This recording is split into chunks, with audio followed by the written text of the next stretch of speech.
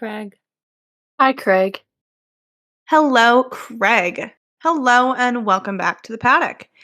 You've heard us talk about Formula One Academy before, but now it's time for a season recap, along with some more information on the girls taking on Austin this coming weekend. On the episode today, we have myself, Amy, Megan, and Chelsea. Now, I'm going to kick things off by going over a rundown of how the teams stack up at this point in their season. So right now in first place is MP Motorsport with 372 points. In P2 is Prema Racing with 349 points. P3 is ART Grand Prix with 275 points.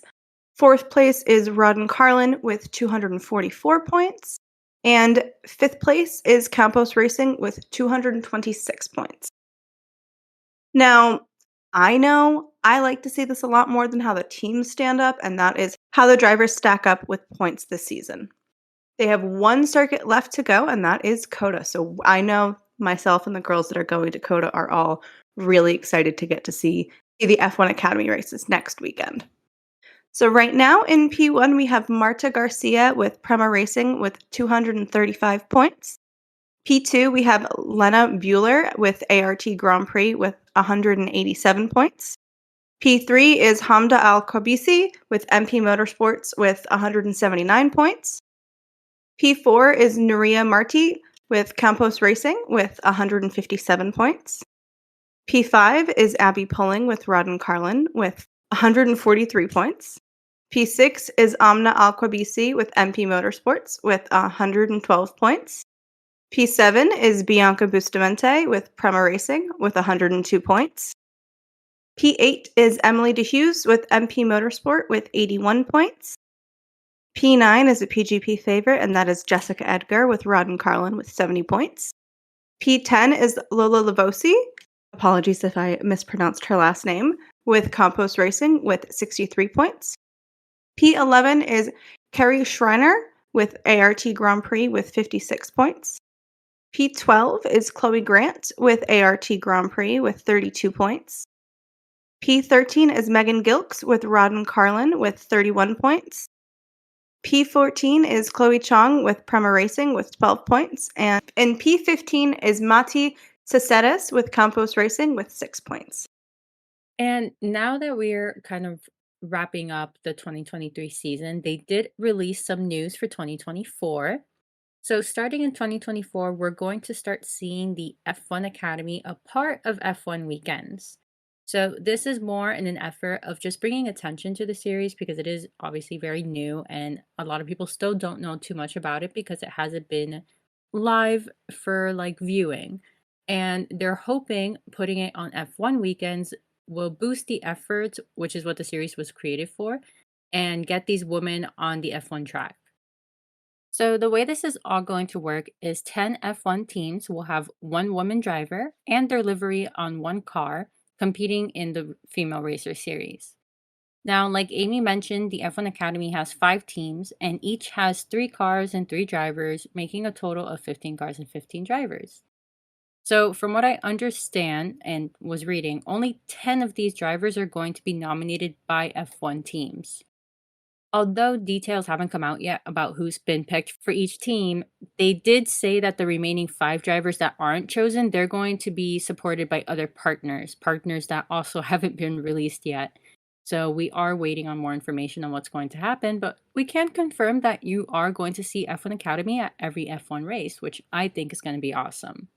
Now, I do hope that both series competing and sharing that weekend will be able to see the F1 Race Academies all live. So that means everything. I don't want just the races. I want practice, I want qualies, and I want Sundays. Just like we see in F2 and F3, I think it's only fair, especially because they're trying to bring more attention to the series. Like the F1 CEO Stefano was saying, in 2024, the F1 Academy will join our race calendar, and this is to raise awareness and profile the series globally, and to have the F1 liveries on the grid will be something very special. Now, in some exciting news, on October 4th, 2023, F1 Academy announced that the final round of the 2023 inaugural season will be broadcasted live for the first time, with 18 broadcasts covering over 100 territories. After 6 rounds of competitive racing, the inaugural F1 Academy champion will be crowned at the Circuit of the Americas in Austin, which is this coming weekend, October 20th through the 22nd. Which is also where the Formula One Lenovo United States Grand Prix 2023 will be taking place. For the first time, 18 international broadcasters will provide live coverage across the weekend, marking a significant extension of F1 Academy coverage. Previously, F1 Academy was only available to watch via weekly highlight packages or videos on F1 Academy broadcasters, across F1 Academy and F1 social media channels, and on F1 TV. Both qualifying sessions, plus all 3 races, will also be aired across all 4 platforms ahead of each race. The first live international broadcast signals another major milestone for the series, following the recent news that Chelsea kind of mentioned already, that the series will race alongside the F1 calendar in 2024, and the commitment from all 10 Formula One teams to nominate one driver and design the livery of one car competing in F1 Academy from next season. Susie Wolf, managing director of F1 Academy, said, "I've always said you have to see it to believe it, and there's nothing more powerful than racing globally alongside F1. I would like to thank our broadcast partners for their support and commitment to bring F1 Academy to existing audiences and a new generation of fans around the world. We hope to inspire young girls and women at home and show them the possibilities in our sport both on and off track." Ian Holmes, director of media rights and content creation at Formula One, said this first live F1 Academy broadcast is a sign of the series' growing popularity and the huge appetite from fans to follow along. "We are proud that together with the support of our trusted broadcast partners, we can provide F1 Academy with a fantastic platform to showcase incredible female racing talent to new audiences." Now, we are going to be posting a full list of the broadcasters where you can watch the F1 Academy races and qualifying throughout the weekend from pretty much every country around the world. But for now, I'm only going to list a couple, and we are going to start off with Canada, and you can watch on the channel TSN. For Mexico, you can watch on Fox Sports. For the UK and all the surrounding countries, you can watch on Sky UK. And for the US, including Guam, the Virgin Islands, and American Samoa, you can watch on ESPN. Now, if you've been listening to us for a while, you know we love a prediction. We love any excuse to pull out our crystal balls. At least I do, as I sit here with a whole host of crystals in front of my face. I, for one, am really excited to see where a lot of these girls move on to in the future.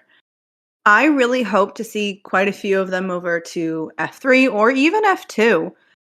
I know for me, I'm really excited to see where Abby Pulling lands, Bianca Bustamante, and Jess Edgar, just because they're kind of the drivers that I tend to keep my eye on the most. But I will say I think my big one to watch is definitely Marta Garcia. I really, really hope that Prema Racing sees her consistency and figures out a way to get her a seat somewhere. I don't care if it's F3, I don't care if it's F2. I want to see more of her. I think she's got so much fantastic potential. Yeah, I definitely feel like Mata has F3, F2 quality skills already from this season. And I definitely think one of the two sisters in the F1 Academy is going to be signed to an F1 team, no problem. Even Jessica, I really think anyone else that's in the top 10 right now, it's a good spot to be in, especially going into COTA, because right now I don't think they're going to announce any of those F1 positions that we were talking about for 2024 until after this race. It just feels like makes sense. They want to see where the top 10 ends up, you know? But I will say, I can't wait to see it in person because that's gonna be awesome, especially, like, we get to see the podium finish, we get to see the final race, hopefully get to see them in person. I think it's safe to say it's gonna be a great time. I also think it's safe to say Mata's probably gonna end up winning the official first one F1 Academy season with the points that Amy mentioned and this one last race. I don't really see it changing. I would have to agree with Chelsea here. I believe Marta will be crowned champion at the end of this weekend just because she is far ahead in the points and with how points are scored, and she's pretty dominant and has been throughout the whole season. I don't see anything changing.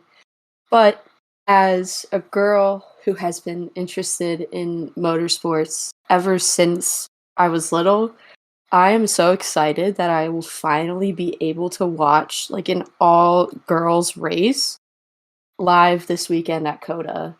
Although I will not be there and I'm very disappointed, I'm still so stoked that I get to watch it from home and just see it because it's like this is actually finally happening. It's real. Like, I get to see a full grid of girls that are my age and younger.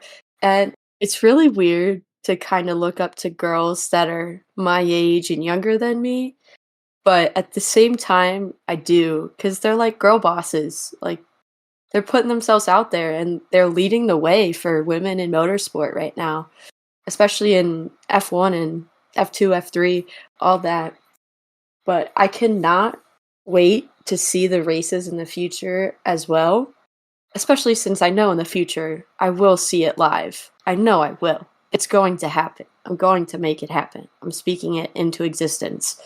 But also, just watching it next year since all the races are going to be broadcasted. But back to Marta, my big question for her is somewhat something we've already talked about, but where will she end up in 2024? I agree with Amy and Chelsea that she is definitely able to move up to F3 or F2, but will there be a seat for her? Or will she stay with Prema and F1 Academy? Or will she race under Mercedes next year for F1 Academy? Who knows?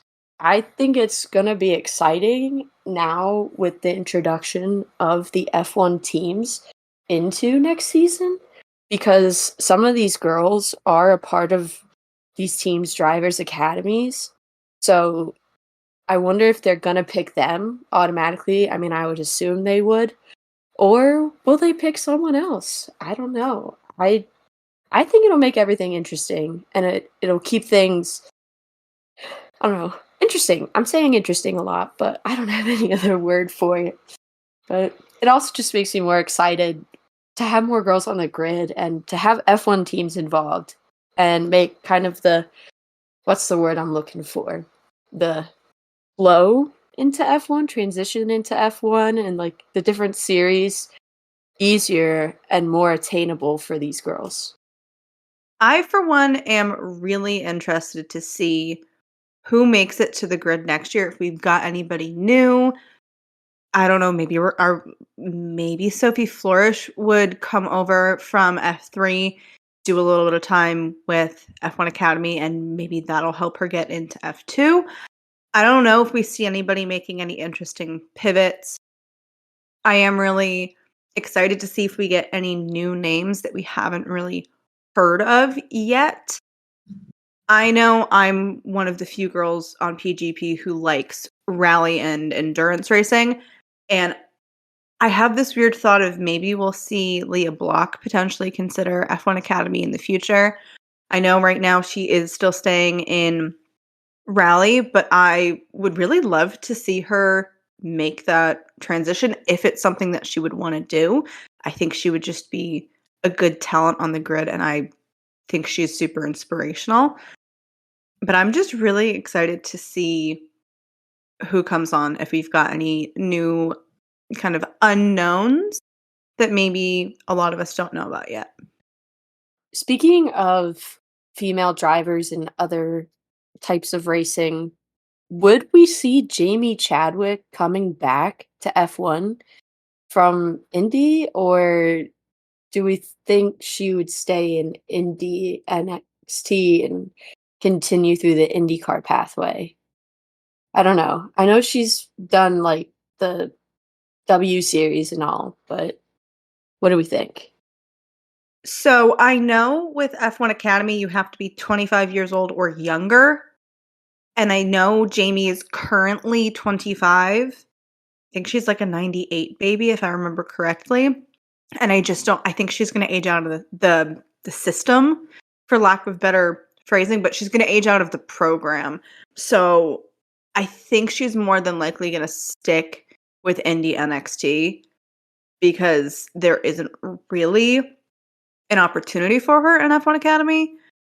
But I'm really interested to see who those 5 new sponsors are going to be. Are we going to see Oracle try to get in because it's Oracle and I feel like they want to put their hands on everything? I also wonder if we're going to get any more like fashion related sponsors. I know in some other racing series, Victoria's Secret's sponsored a team in the past. I'd be interested to see if we got some sponsors that specifically catered to women with their product. I think it would just make sense, but I don't necessarily know if, from a business perspective, those brands would see the opportunity. I think it would be fantastic from a marketing perspective. So then, do we think the girls that drive for the F1 teams per se, will they drive with the same sponsors and brands as the F1 teams? Or will it be different because it's not like, you know what I'm trying to say? Because technically they are driving that livery, but will it? I don't know. It's all a little confusing. I think it's gonna be dependent. I think the answer is no. Like, I don't think it would be automatically the same. I think some teams are going to be like, yes, you can put us on the F1 Academy livery because I'm sure, like, maybe Google Chrome, they have the money to maybe decide, okay, we can cover both. But they probably have smaller sponsors that are like, no, just keep us on F1. We don't want to support or give more funding for F1 Academy because I'm sure they would make some more money off of that too. Whoever's getting the sponsorship money. I have to agree with you, Chelsea. I think it's going to be a select few F1 team sponsors who move over to F1 Academy. I definitely don't think it will be every single sponsor that the regular F1 teams have. But I know for me, I would really love to see brands that did cater more towards women as sponsors for F1 Academy teams. I think it's just a good marketing decision. It goes hand in hand of kind of the whole women supporting women vibe that they do go for. Um, will that happen? I am not going to hold my breath, but I will manifest the hell out of it. That's for sure. Yeah, I think I'm still trying to figure out like what it means to be in partnership with F1 in like what they're doing. Because I get that they're going to be sharing the weekend, but then my other question with them sharing the weekend is how is that going to work with like also the Porsche Cup going on? And like sometimes there's other events going on during the F1 weekend. So like scheduling wise, if we need 2 races, a quali and a race day, I don't know. It seems a little bit because honestly, okay, so Miami was only 2 races. We only had F1 and we only had Porsche. And to me, even that seemed pretty like close together with how they were doing the timings because they had the parade walk and the drivers rotation thingy and like so I don't know. I am wondering how they're gonna rework the schedule. I'm sure they're also still figuring it out, but I think next year F2 and F3 are going to share the same calendar. I don't think F2 and F3 are going to be attending F1 in 2024. So maybe that will save time. It's interesting how they're gonna Tetris that. I think the true test for, in terms of like giving them a test for how the scheduling is going to work, is actually going to be COTA this coming weekend, because just looking at the schedule for COTA of like when do the gates open, F1 Academy's practice on Friday the 20th is at like 8 in the morning. It's an 8:15 start. And I'm I think, I mean, just looking at the COTA schedule, it is jam packed. Like every single there is something going on at all times. And I think it's really going to be a good test for both F1 and F1 Academy to figure out, okay, how do we actually make this work? But I have this gut feeling that F1 Academy is just kind of always going to get stuck with the earliest slot available for races and or practices, or it's either going to be really really early in the morning or much later in the day, as late as they possibly could go without necessarily making it a night race, because at least currently F1 Academy has not done a single night race to my knowledge. I would love for them to maybe give the girls the opportunity to even just do a evening practice and kind of give them that exposure, because I know from hearing the F1 drivers, there is a really big difference between a day race and a night race. And even just an evening practice would probably just be good experience and exposure for them. But I think there's definitely going to be some logistical headaches. As a girl who used to do event planning, I would not want to coordinate that schedule. I would probably rip my hair out. And also just giving them exposure to what racing with an audience or a crowd is like. Because I don't think they've raced yet with people watching them since they haven't, to my knowledge, sold tickets except for maybe one event, but I don't think that was even like a race or anything. It was just some of the drivers were at this thing. But it's a completely different thing when there's an audience and you have this other pressure on top of the pressure you're already going through with your team and all that, but you have pressure from the fans. And I just I just think it's I don't know. Like Amy said, it's this whole big logistical nightmare that they really need to figure out, because F1 Academy does deserve a little bit of light, and they do deserve to be shown and have an audience, because it's the only way you're going to get girls involved in the sport is if you start including it more and you start broadcasting it more, because there's people out there who have no idea what it is still to this day, because you can't watch it anywhere. So I'm just excited for them to have an audience, because it's a whole nother feeling. I know I am personally ready to scream my head off for these girls when it is their races, because, in my personal opinion, they deserve all of the hype and then some, because it's girls being badasses. It's just, you need to applaud it every chance you see it. That's just my personal philosophy, but I'm really excited to watch it. I'm also really interested to see how many people, when we're at COTA, for those who are joining me at COTA, how many fans actually stick around for their races, or even just are in their seats to watch. Some people might be just busy walking around and just kind of having fun, but I know on Sunday it's looking like their third race is at 9:40 in the morning on Sunday. So, I for one know that I will try my best to be in my seat prior to that so that I can watch the race, but it's a 9:40 to 10:15 race is what it's slotted for on the schedule right now. I am really interested just to see how many butts are actually in the seats for their race, because I think that's gonna be really telling for the potential exposure for them moving forward. Yes, I am honestly so excited to see them in person, but I'm also just excited to see like the growth that they've been doing since they started the program, because the program's only been here for not even a whole season. I mean, we're about to see the end of it. And they've already gone ahead and created their own Future Academy program, which I thought was awesome. And it's called Champions of the Future Academy Program, which Meg was actually looking into it. Yeah, so the goal of this whole Champions of the Future program was to increase female participation, but also inclusion in karting competitions by making it easier for people to enter. But this series still it's a mixed gender series, so it's not just a female series or just a male series. There will be both genders, and there will be three different categories. There will be a minis category, which is ages 8 to 11, a juniors, which is ages 11 to 14, and seniors, ages 14 to 17.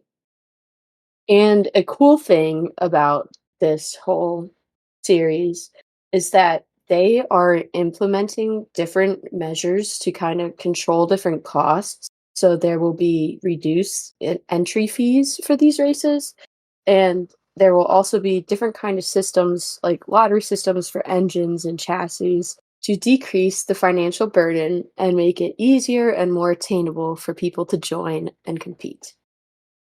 And another cool thing is, as part of the collaboration with the F1 Academy, the F1 Academy will support three female drivers in each category to drive and participate in an F1 Academy sponsored kart and race suit, which I think is pretty cool because as a little girl to be sponsored, that's pretty sick. Because you'll get your own, like I said, race suit, a branded kart, and you will receive financial support with the entry fees. And also, the three best female drivers in the seniors category are going to be invited to an F1 Academy test, which is pretty freaking cool. I keep repeating words tonight. I don't know what it is, but I like the word cool. It's pretty freaking cool. You hold your ground, sweetheart. It's cool. We love you, little sis. Honestly, though, it is pretty cool, so I agree. And I think it's pretty cool that they're creating more pipelines, which is in a sense very interesting to see because we've always seen the pipelines for boys, you know. They are so almost direct, you know. Cart, do this thing, do F3, do F2, do F1, you're in. I'm not saying it's easy at all. I'm just saying it's been very male dominated. With females, it's nice that we're getting to see one, a safe space for them. Like this is their space. It's all female. It is being run by a lead female with Susie Wolf, and it's being created with them in mind. And I like that now with the junior karting series, they're going to create another pipeline to kind of help those little girls that, you know, because the program, if I'm not wrong, you have to be a teenager to get into. So for a lot of girls already, that's too late. Like these people start when they're toddlers. I mean, look at like Carlos and Lewis and Max. So if you don't do that for the girls, that's it. They're already a step behind. So seeing them be able to start doing that with the little girls and creating this program focus for them and doing it for the little boys too, and getting them used to racing with women, which how many times have we heard a racer say, I've never raced with a girl? You want them to see them, to start them off as little, to see that as normal. So they're not surprised when there's a woman on the track with them when they're 18 or 20 or 40. I have to agree with you, Chels. So, if people forgot when we did our original F1 Academy video or F1 Academy episode, all of the drivers have to be ages 25 years or younger or 16 years old. That's the youngest they'll go is 16. So, the fact that most of the F1 drivers that we all know and love started karting at ages what, 3, 4, sometimes even younger, like it's like okay, the opportunities are not the same. Whereas in a lot of other sports, if there is a female equivalent, like I'm a girl who grew up watching hockey, there has always been relatively equal starting points for girls to get into hockey as there is boys. It's just you need skates, you need a stick, you need your gear, but it's a lot more common and there's a lot more kind of level playing field. There hasn't been that with girls in karting, and I'm really happy that it's finally getting the exposure that they need. I also think that Susie Wolf is the perfect person to head all of this up because she is a female racer herself, but she's also a mom. So I feel like the fact that she is a mother allows her to also kind of channel that mama bear energy to just really rally behind all of the girls. I really don't think I could think of anybody else to fill her role or to do it in her, like, to have been the original person to be in her role. I just genuinely think that she is spot on the perfect person to head this charge and to be an advocate for women. What I also like is the junior series doesn't mean they have to go into F1. So maybe now we'll see more girls in NASCAR and Indy and like Le Mans in really every series where you only see almost one woman at this point, if that. So I just like the idea that we're gonna start taking over a little bit. Like we're not gonna take over. That's not the goal. The goal is to just get in there. And I'm happy that we're getting there. And I also hope with this that this will also increase the diversity in motorsport just because you typically just see a white man driving a car and that's not representative of everyone and it's hard to kind of look up to someone that doesn't look like you. So hopefully this is just a starting point for motorsport as a whole and it can just be more inclusive and more diverse going forward. And also, hopefully, this can start more karting in the US because I know Checo has talked about previously in Mexico and North America in general. It's hard to get into karting in motorsport. There's like no opportunities. So hopefully they can start some of this stuff over here and we can get some more American drivers involved because I feel like there are a lot of Americans out there who would love to get involved but just can't because they can't afford to travel to Europe for months on end and live in Europe and I don't know, it's just very expensive. I think if I'm going to make one prediction or speak something into existence, I would love to see some of the F1 Academy girls be a part of for people who are like me and like endurance racing and like following WEC and all of that kind of stuff. Iron Dames. I would lose my mind to see some of these F1 Academy girls get the opportunity to be part of Iron Dames in the future, which is a all women team. And if you don't know about them, I highly recommend you just kind of like go down the internet rabbit hole because they're really cool. They're a fantastic kind of similar arm to F1 Academy, where it is just trying to get women in the front door for motorsport. And I love that we're a all-girl podcast and we're finally getting to see women in the sport that we love. It's just a really nice moment to get to experience. And now into everybody's favorite part of the episode, the pre-outro. And for this episode's pre-outro, we have a little motorsport fun fact of the day, and that would be Marta Garcia giving Max Verstappen his pole position award for the Netherlands GP or Zandvoort. And I thought it was so cool seeing her give him that award. When I saw her, I was like, wait a second, I know her. And it was just so cool seeing her do that and just be there. It made my day. Honestly, I love seeing cute Max moments. Not a Red Bull girl, not a Max girl, but I love to see it. And I also love to see F1 Academy, which I'm just going to plug one more time because it's the end of the show, everyone. And I am so excited to see all of you guys in COTA. If you're going, let us know. Hit us up on our socials. We are the Paddock Girls Podcast on everywhere except on Twitter. There we are, Paddock Girls Pod. We'll see you at COTA. Bye, Craig. Bye, Craig. Bye, Craig.